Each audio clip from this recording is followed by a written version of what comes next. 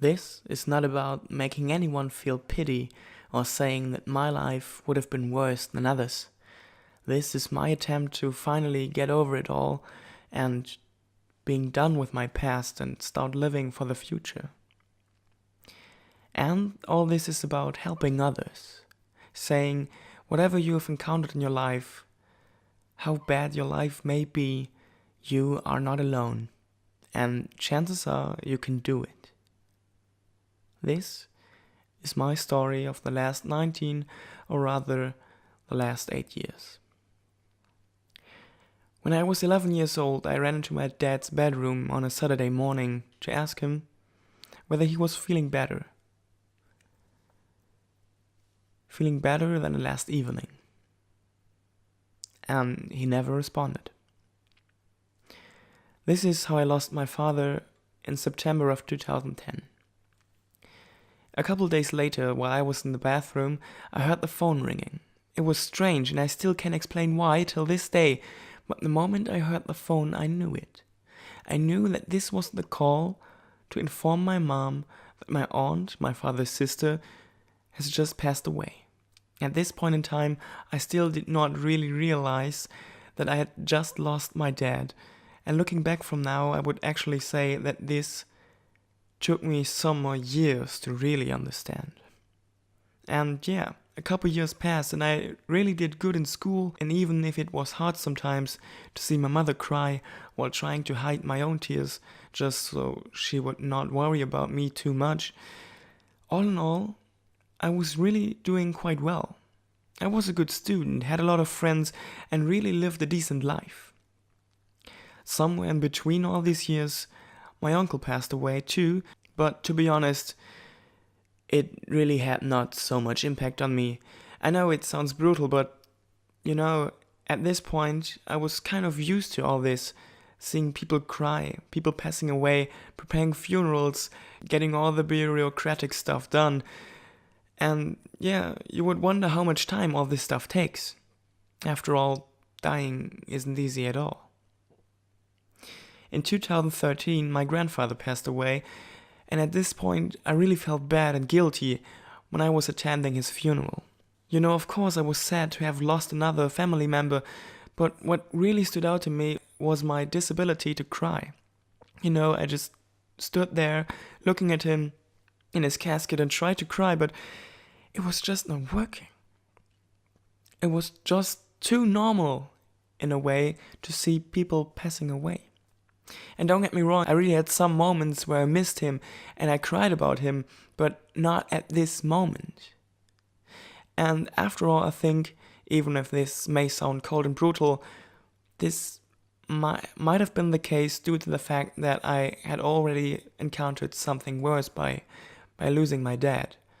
And there's nearly nothing that could hurt you as bad as losing your dad did, even if it's losing your grandfather. Just a couple months after this, we got the call that my aunt just died due to a multiple organ failure. By this time, my grandmother was already put to nursing home, suffering from dementia, which only gets worse with time. This all was in 2013, and once again, my life would be decent. I did good in school, thought I could handle everything, and, had fun with my friends who stood by my side all this time. And again, I did well most of the time. I actually would do too much for school and stress myself because I was so scared of failure, because on the day he passed away, I promised my dad that I would pass my finals and do good at school. And after all, this was exactly what I did.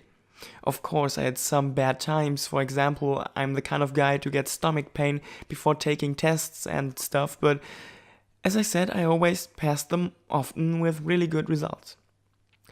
But the one thing I always missed during school was a person to be by my side, who supports me, someone to love, a partner. I really missed a girlfriend.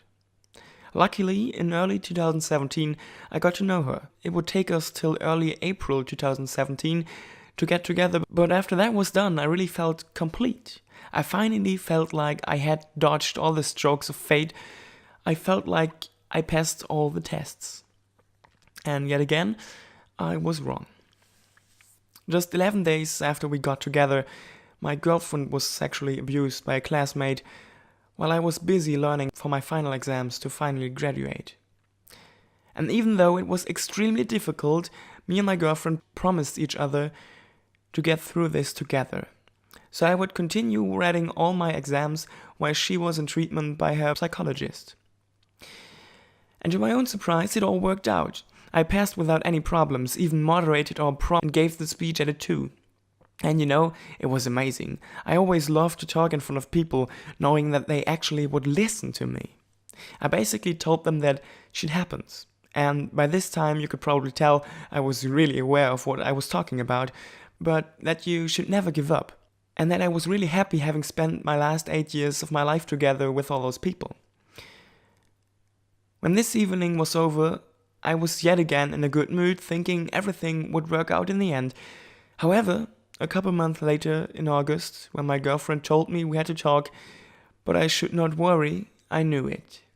Again, something has happened. The same day we broke up, as her statements started to not make any sense anymore and would soon be conflicting. So much indeed that till this point I still don't know what of our whole relationship has been true and real and what was not.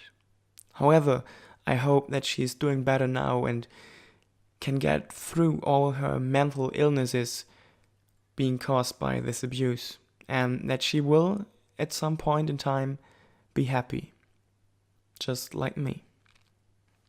However, the pain that I once again felt breaking up with her was very real. I was confused. What has really happened to her? What will happen to her in the future? And that the guy who did all this to her finally get arrested or not? I was kind of left alone with my thoughts, not being able to connect with her again, not wanting to connect with her again. After all this, very bad thoughts came up in my head. Did she infect herself with some kind of illness? Maybe did I in our relationship? I went crazy. I thought about it day and night and finally visited a couple of doctors, and they all said, no, you are fine. They tested me, they tested my blood, they tested everything, and on a physical level, I'm fine. But the problem is, going through all this on a mental level, I'm not. The day we broke up, I relived a feeling I did not have in years. It was the same feeling I got when my dad passed away. It was this devastating pain so deep in your chest, and you just want to rip it out. The moment we split, I started to shiver instantly. I was in some kind of rush. Didn't really hear nor feel anything, just repeating that this all could not be real, finally collapsing and just crying on the floor, feeling once again helpless and left alone because I could not do anything about it. Just like when I lost my dad. Still, till this day, I suffer from it, even though the doctors say I'm fine. On a physical level, the cracks in my mental state of mind are so deep. I do have physical symptoms caused by all these mental problems, and those symptoms are very real, even though I'm fine. To this day, not a single one has passed not thinking about her and all that has happened to her and us. And I can honestly say once again, I hope that one day she will be doing fine again. When the New Year's Eve came around, I was really looking forward to it, letting all of 2017 and all the bad things behind. This evening, my grandmother finally passed away after suffering from dementia, and at the end she did not even recognize anyone, could not eat, speak, walk, or do anything on her own. And I would say that it was a good thing she finally passed, because it would just break my heart apart staying next to her bed, seeing her dying slowly and painfully. And yeah, here I am, suffering from all this, being broken many times, having cried a lot. Lots, in fact, in the past 19 years. How I said, still, to this day, my physical health is being influenced by my mental state of health a lot. I fear to have all kinds of diseases because so many people around me just passed away like in a blink of an eye. I fear to be left alone. I fear to never be happy again, and would oftentimes catch myself looking at old pictures of me thinking, well, the world was perfectly fine back then. But now it's not. However, I did not make this video to complain about all this, to say all my life is and has been always bad, because this would simply not be true. During the past 19 years I suffered a lot, that's true, but I also found the best friends, the ones picking me up when I'm down, spent beautiful times with them, and had fun after all. For example, after passing my finals, I had the best vacation with a couple of friends in my whole life because I was feeling so free. I was feeling great. I knew at this time I had a girlfriend and I had passed my finals, and I had the feeling like the world would just be like an open place to do whatever you want. There were and hopefully will be good feelings in my life. This video is not here to show everyone what a shitty life I had or have. It's here for all the others who are or have been in a similar situation. It's a statement for all of you. I'm here to say you are not alone. And after all, this video is for me. Everything I just told you is on my mind since it took place. It's constantly pulling me down. Its weight is on my shoulders, and sometimes I feel the urge to explain the world how all of this came to be. And this is what this is. An attempt to lose some weight, to explain myself, and help me and others to carry on. As I said, my life has been shitty and let me down many times, and surely I've been broken many times during the last 19 years, but you know, sometimes, after one of those incidents, I would just stay at my window, look at the moon and talk to my life, saying stuff like, well played, well played. But if you want me to finally give up, you surely have to come up with something better. I know that life always wins in the end, you know?